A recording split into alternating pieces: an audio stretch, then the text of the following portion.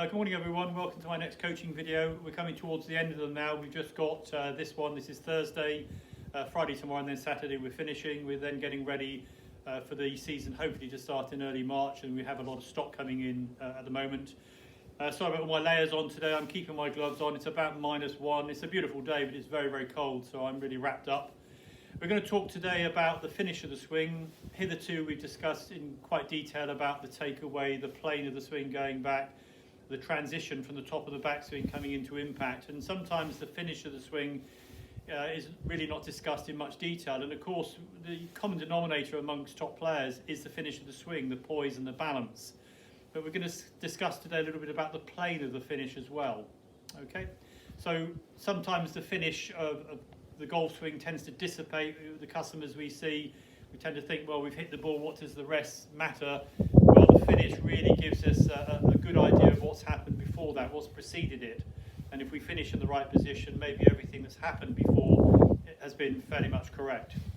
So I'm going to adopt my posture. I've used the alignment stick here as we've done before. We're all different shapes and sizes, of course, but the angle of this is right for my particular posture or thereabouts, so the alignment stick and the shaft are parallel to each other. We know that halfway back, the shaft of the club at that point should be parallel to my target line. We're now on plane, and as that carries on, it works pretty much parallel to the plane line to the top of the backswing position, and of course the first bit of the transition on the way down. So that's the reference point going back. But at the finish of the swing, if I rotate properly through the ball and the club and the body are in sync, when we finish, the shaft at the end of the swing should be again pretty much parallel to the shaft, to the stick in the ground.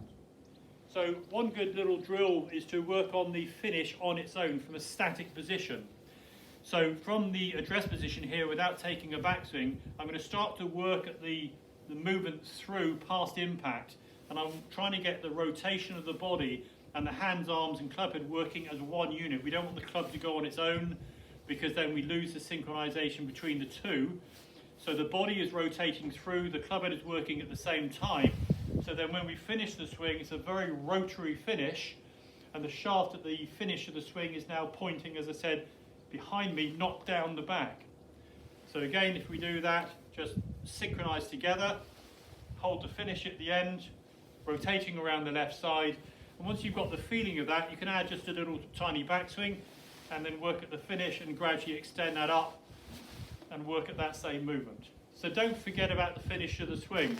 Don't dissipate the finish, go right through to a full movement. The ball gets in the way of a whole flowing movement. We don't just hit the ball and that's the end of the job.